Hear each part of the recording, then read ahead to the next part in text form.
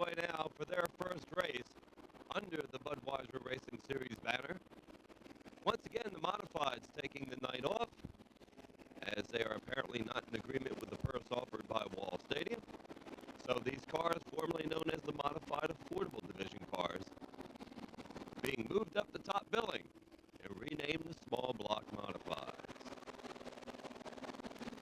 All right, we roar to action with Doug Jacoby in the 28, in the lead. The Stampede down the backstretch. Dan Taco runs second in the 5. Bobby Walton moving up in the 66. Walton, the heat race winner earlier, running very strong in the 66. Right now, Doug Jacoby is your pace setter.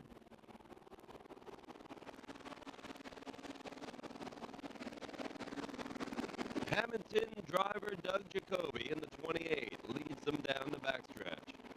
Don Taco in the 5 runs second. They bump, they grind, down the front they come.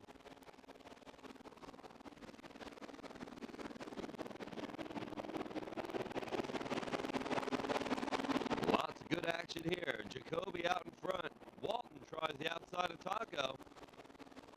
Bobby Walton takes over a second spot. He'll go after the leader. 24 cars, 30 laps, the Small Block Modifieds, and we have trouble in turn 4. Look out, they pile them up. Looks like Taco in the 5 got out of shape, and everybody else had nowhere to go. There's Rick Moriello, J.J. Jensen, Mike Carpenter in the 72, and the 14 of Charlie Work. It's the double hook. There goes Jensen's X2 off on the back of the wrecker. And we go back to action. The Stampede is on, and Bobby Walton charges out to the lead. Tim Steffen having trouble with the 52. He'll rejoin the field at the rear of the pack. But meanwhile, your leader is the 66 of Bobby Walton, the boat motor under the hood. The 4Q of Steve Rogers, a Ford engine under the hood, rides in second spot. And the yellow lights wink on for trouble on the speedway. Mike Carpenter, 72, sits right there at the apron of turn 4 to force the caution flag. Carpenter back on track. So we'll rack them up again, send them on their way again. The early stages of this Small Block Modified main event. Carr is still trying to get in their proper restart positions. Just a handful of laps in the books in this first Small Block Modified main event of 1993.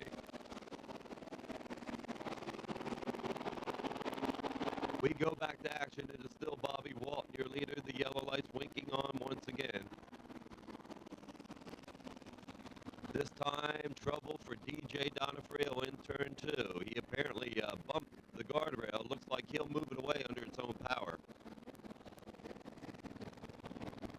But that right front wheel appears to be pointed in the wrong direction. We return to action with Walton and Rogers side by side. Does Steve Rogers have the power to work the high side? We're going to have to wait another lap to find out. As a bit of yellow fever erupts here. Dennis O'Rourke in the 35 having trouble in turn 4.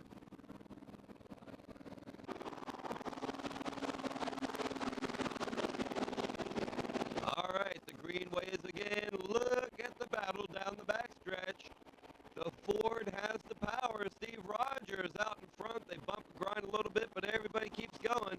Here comes Rapid Robert. Robert Schlettweg, the Carr's Auto Repair, number 99. Moves by Walton in the second. He goes right to work on Steve Rogers in the black 4Q.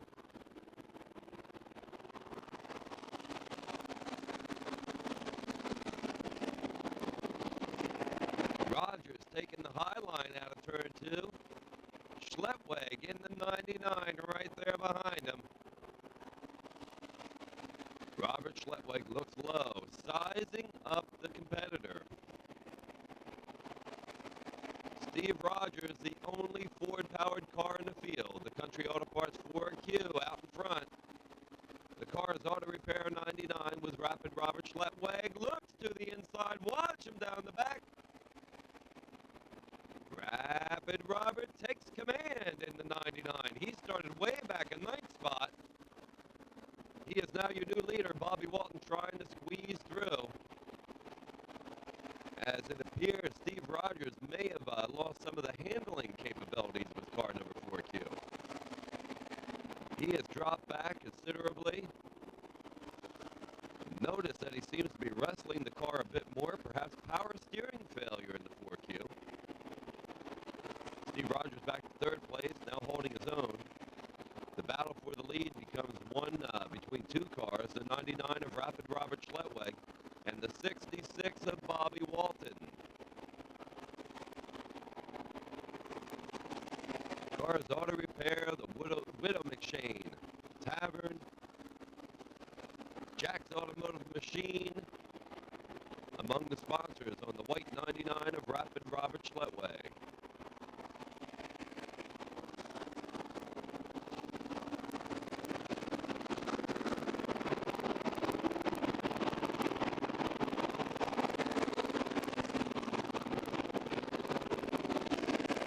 There's Rick Moriello in the 65, trying to work his way to the front.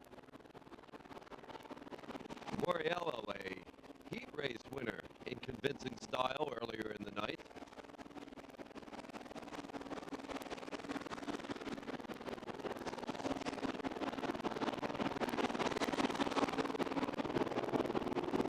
Schlettweg still in command in the 99.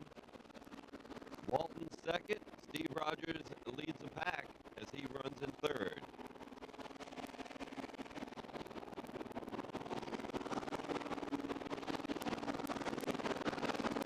Small block modified action, opening night 1993. Jeff Bravad along with the J. Lorne photographers bringing you all of the excitement.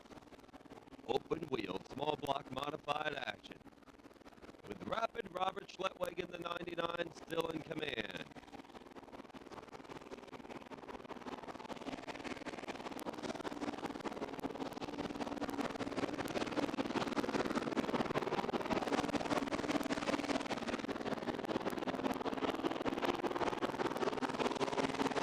Chris Potts, a former go-kart racing specialist, car number 3, works around the lap number K61 of Kenny Geyer as he feels the heat from Rick Moriello. Moriello frantically trying to make it back into the top 10. Back to your leaders.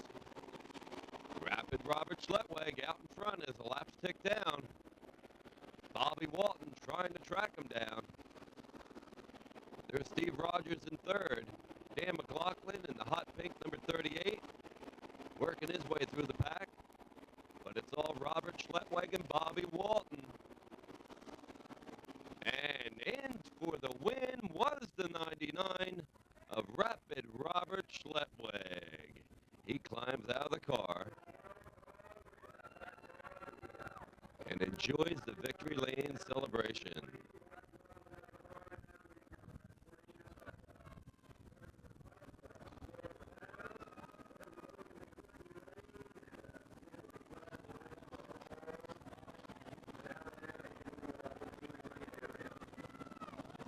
Robert Schlettweg went through all of 1992, finished second in points, but never made it to victory lane.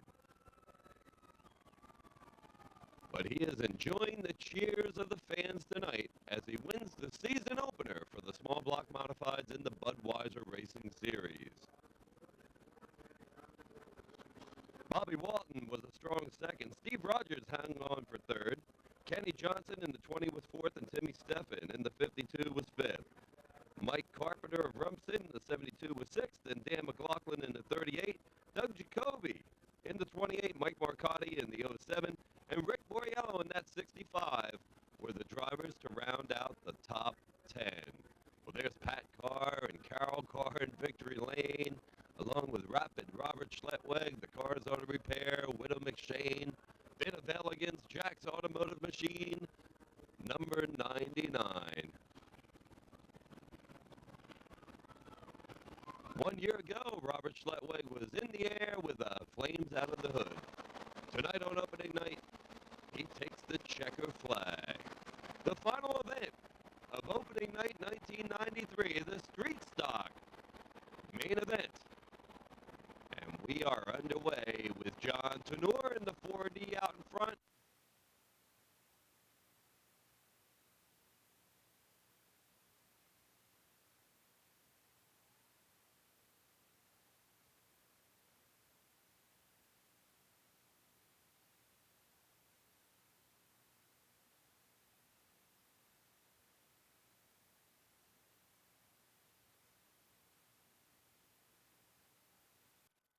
There's Jeff Carpenter.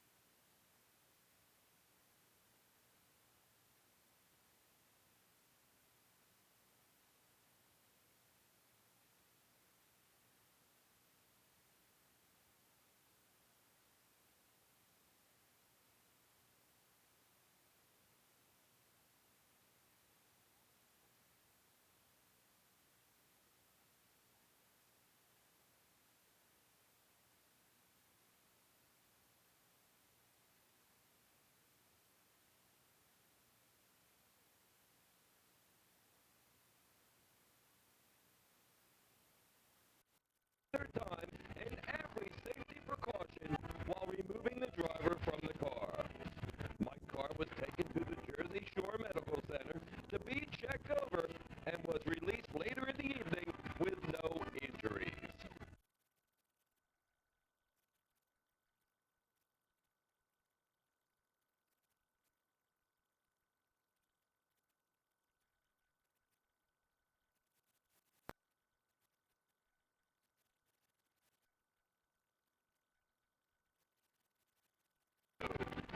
Kenny Johnson in the 20, then moved in the second and chased O'Rourke until lap 11 when Robert Schleppweg brought out the caution when he slowed on the speedway with car 11. O'Rourke and Johnson were still the top two on the restart and raced just that way until lap 14 when a backstretch pileup stopped the 50 seemed to sustain the most damage, Mike Carr took a wild ride as his 99 flipped over. With Carr complaining of back pain, rescue workers took their time and every safety precaution while removing the driver from the car. Mike Carr was taken to the Jersey Shore Medical Center to be checked over and was released later in the evening with no injuries. O'Rourke again led the way on the restart, but now Jeff Lotion, the one, was on the move as he passed Johnson for second. Lotion's great run then ended on lap 18 when he slowed to force another caution. That moved four-time winner Dave Michael in the 60 into second. Ken Johnson forced the final caution with a spin on lap 23, but Dave Michael in the 60 still chased the leader on the restart. O'Rourke was able to hold off Dave Michael to cross the finish line first, while Dan McLaughlin in the 38 made his return to the Speedway a good one by finishing third. Mark Rogers was fourth in the 44, and Robert Schlettweg recovered from early trouble to finish fifth. Dennis O'Rourke, you have to be happy about this win. It's been a tough season. Tell us about the year, how you get the win tonight. Well, Jeff, this has been a real tough year. As you said, made some changes over the winter. The car wasn't right. The crew really stuck with it, kept working and working and working, and finally got the bugs worked out for tonight. How about it tonight? It looked like you were flying in the feature. Was it that good? The car was really good.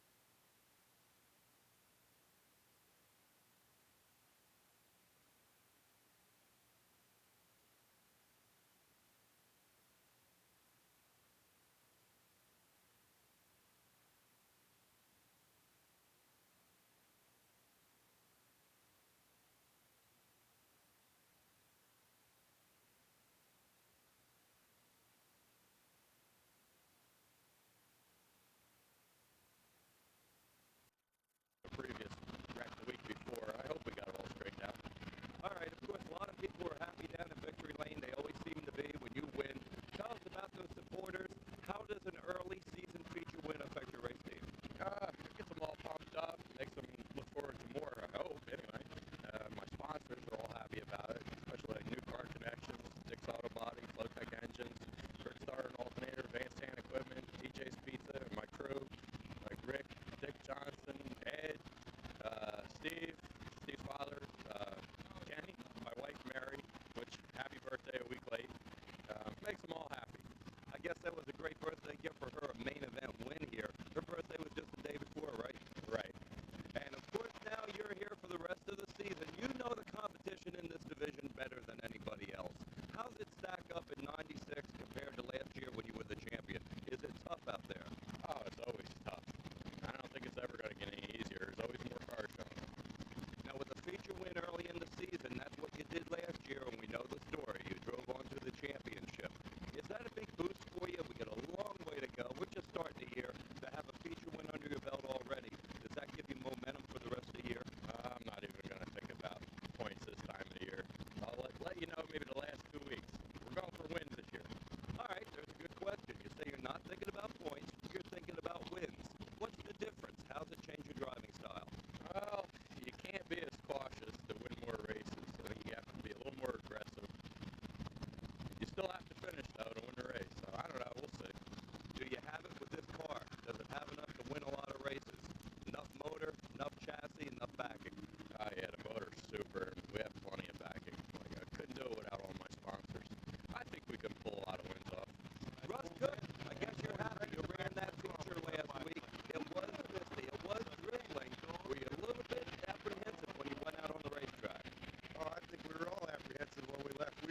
idea what was going on with the mad cars out there.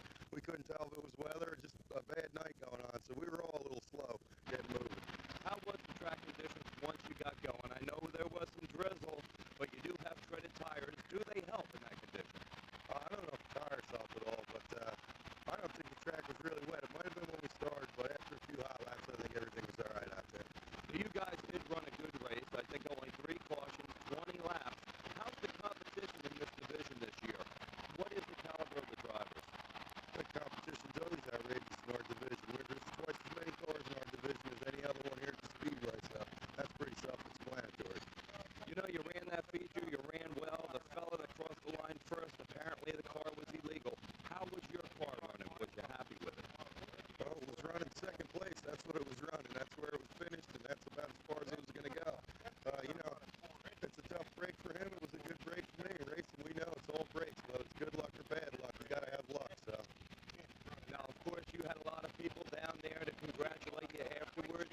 Tell us about your backers. They have to be happy with an early season win. Everybody's thrilled. There's people all over the car this year. New guy I want to thank right away is Charlie from Tom's Tavern. He's been itching to get on a car. He's on there. He'll be real thrilled. We got a lot of sponsors from last year: Short Taxis, Sorrentinos, Osborne Auto Wreckers. The car's covered with people. We got a new one on the back of the car, Bogue, this year. Central Jersey Roofing stays with us. Freeman Excavation stays with us. The car's full of help. You got to have crew, and full crew. Keith Flores and me are pretty much our team. That's what we are. We got help here in the pits with Danny Kyle and John Weber and Mark Flores, the other guys that come around us. We all pitch in together. We help each other. You know, another thing we noticed when we watch a race, seems like a lot of people cheering for car 39 and Russ Cook. How important are the fans to you? Well, the fans are everything here. We're sure not racing for the big payoff, so it's definitely a fun sport. It's all what you get and what you make out of it. Another guy I want to thank that I missed was RK Electric, another brand new sponsor on the 39. Well, I tell you, it sounds like you got a good problem. Too many sponsors to remember them all at once. You know, a Carpet show coming up on Saturday at Aldrich Plaza and Howell. You're usually a regular at that. How important are the car shows meeting the fans to you as a race driver? Oh, I love it. I like the kids mostly. The kids aren't here all night long. You see them half the time after the race. Some of them are asleep, some of them are tired. They're a big part of it, like you said, the fans. Out there at the show, it's wonderful. Kids are there all day. You know, everybody on the car I just mentioned, sure, they want to see it on display, nice and clean, so we do it. We love it. Now, you got a feature win early in the season. How important is that to the rest of the year? What kind of momentum does it give you? Do you have thoughts of a driving title on your mind? I have thoughts that I got a lucky feature, like I said, good luck or bad luck. Now I got to go out and earn one and prove to everybody I belong where I finished and got paid for last week. You know, once again, we got to congratulate you, too. In 1995, the officials, members of the media, picked you as the most improved driver in this division. Quite an award. Did that give you any momentum towards this season to do even better? Oh, sure. Stuff like that's great. I went to the bank when I was 60 points. I had some money coming, which was also a lot of help. Keith finished fifth in the points, my partner, so we're happy about it. But I'll tell you, the extra trophy I got, I didn't know was coming, was sponsored by B&B Machine. Another guy on my car who builds my motors, Barry Hulse. So I was real happy to get it, sure. You know, before we turn the camera on, you told me a prediction for tonight here. What are you going to do in tonight's regularly scheduled 20-lap main event? We're going to win again. We're going to prove what we did last week wasn't a fluke. We're going after it.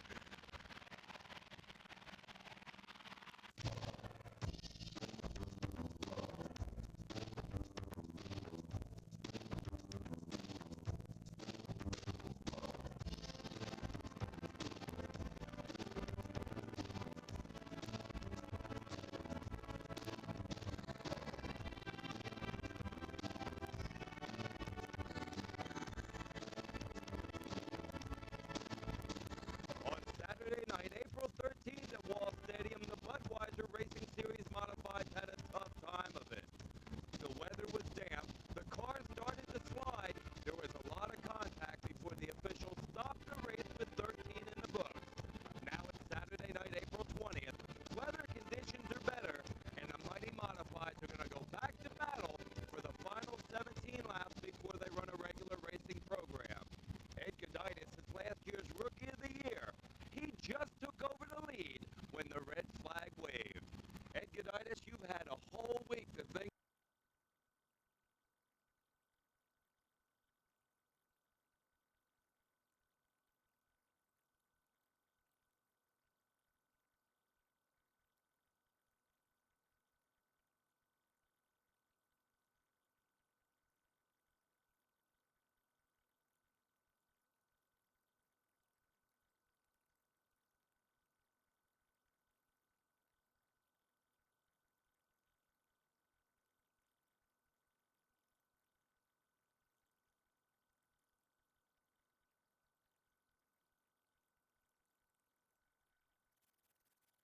no excuse if the track's wet. I had to lead last week, and I think the track was that bad.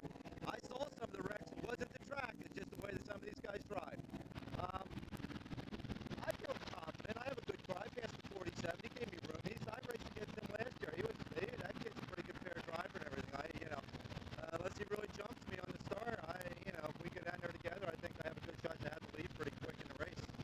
I wouldn't be here if I didn't think I could win. I've been in Pennsylvania playing core midgets all day, so we're back to win the first one. You know, we talked